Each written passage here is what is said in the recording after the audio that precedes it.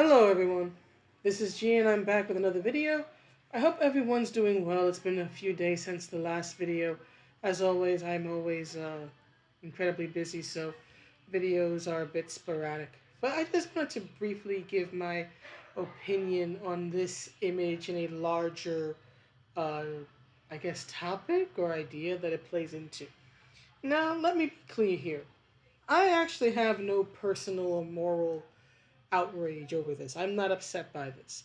I don't think it's appropriate. It's certainly not to my taste, but at the same time, as I've said in other videos, I literally grew up in an incredibly sexually aggressive, sexually forward, in my opinion, looking back as an adult, oversexed youth culture. Again, I was what? I think under the age of 10 when I saw the video for Cold Hearted Snake, which is a literal dance orgy.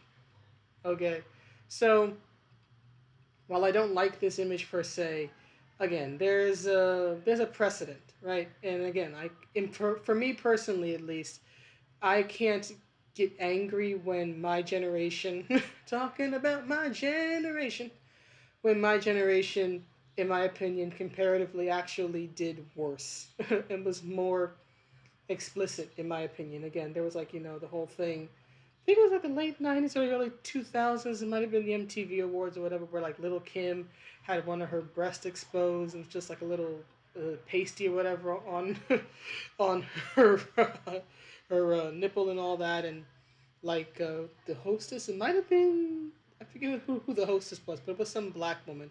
I want to say like it wasn't Donna Summer. It was some 70s disco, 60s or 70s artist. I forget.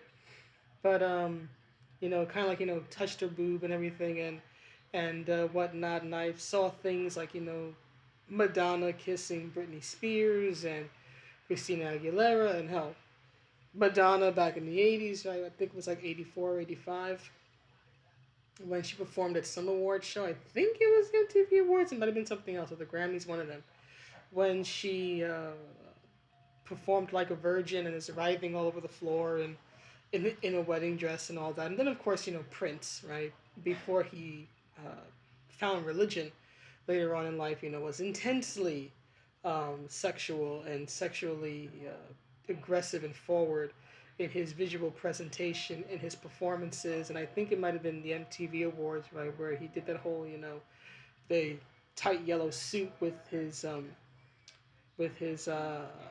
assless chaps and his butt exposed and everything. So, again, given everything I've seen in the 36 years of my life, I can't necessarily look at this and go, "Oh my God, it's just so, oh, I can't believe it would be that graphic." No, no, I grew up with graphic.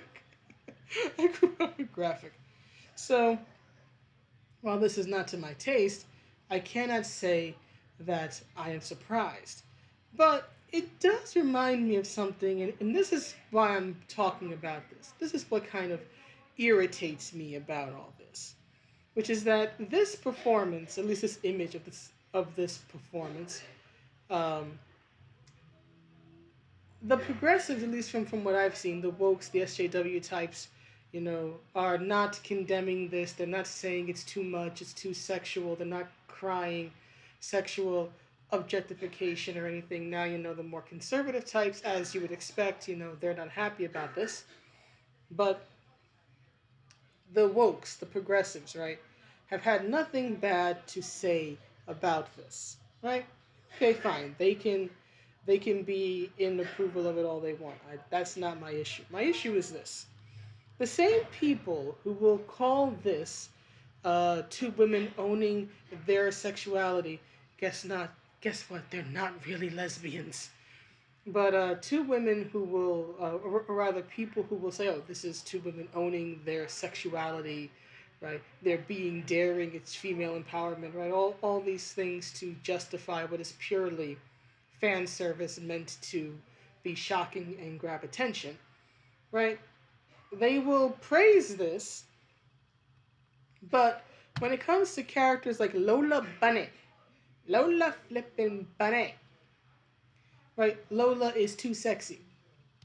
This is okay, but Lola Bunny is too sexy for a child's movie and now must be, as we can see here, toned down and made to look like a limp noodle, right? It's not just the fact that her uniform is more in line with what actual athletes wear or the compression shorts and all that. The problem for me, aside from the fact that it's changing at all, is the fact that they don't make her look strong in any way. At least with the original one, right? She stands out visually. Right? There's a visual strength and aggressiveness to it. I mean, look at the expression on her face. But with this one, with the new one, again, she's just limp. It's just a limp noodle. There's nothing visually, at least to me, nothing visually strong about the uh, updated uh, redesign, right? And then, of course, right, articles like this, or rather, this was commenting on a tweet. This is from Bounding into Comics from April of last year, right, where co-creator and Rooster Teeth head writer Miles Luna, right, got in a bit of hot water last year for referring to Tifa as a prostitute, based on her outfit, right? So when a female character who is not real, who is fictional, who's part of a greater uh, world and story, which is completely over the top, right? There is nothing realistic about Space Jam, and there's nothing realistic about Final Fantasy VII, right? But when a female character is given a womanly, attractive figure complete with somewhat skimpy clothing and a bust line, right, a full chest, all of a sudden it's objectification. It's objectification. You're sexually objectifying her. Or as we see here with Miles Luna, right? Oh, she's the prostitute friend. It's just this hypocrisy that just gets under my skin a bit of how it's like can the wokes please be a bit more consistent, because I would imagine that this is positively tame compared to the image I showed earlier, right, with I don't know who the hell those two rappers are. What is it, Megan Thee Stallion or Cardi B? I don't follow this stuff. I didn't follow rap when I was a kid. I don't follow it now, right? But here's my sort of final word on the matter. When two female artists pantomime scissoring, it's female empowerment and women owning their sexuality, as if men won't enjoy this visual. But when a fictional woman has boobs, a curvy figure, and a sexy outfit, oppression, outrage, right? And it's just the hypocrisy of it all that just gets under my skin just a wee bit. Because I'm of the opinion that, you know what, if you're going to praise this or not condemn this, then guess what? Shut your mouth about this. Because this is nowhere as risque as that. That is the type of thing one would see on more adult websites, certain hubs. Let's just put it that way, right? And for me personally, not the type of thing I'm quite looking to see if I'm watching an award show that's supposed to be about music. I want to see and hear and listen to music. I don't mind a bit of sexuality, but this is pushing it a bit. And again, it does nothing to. It's not artistic, I guess you could say, at least in my opinion, in any way. It's not like they're exploring some sort of idea or theme regarding sexuality or lesbianism or anything like that. This is just pure.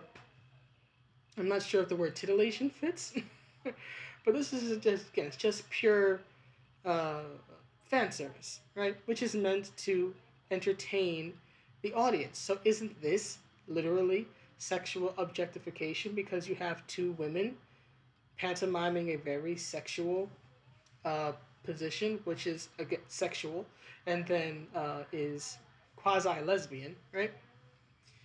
And they're doing it for the entertainment of the audience. That's it. There's no artistic theme or idea or reason behind it. It's simply to entertain the audience both in the stands, if I don't know if they had anyone there, or if they did the whole virtual thing with the screens in the wall, and of course for the people watching probably online, right? I would imagine online or on cable or whatever. But again, this was done solely for fan service and to be shocking in an age where, well, this type of thing would not be shocking anymore. You might want to dial the clock back 20 or 30 years if you want this type of thing to be shocking. But anyway, that's the video. Please let me know what you think, and I will see you on the next one. Have a good day or night wherever you are. Bye.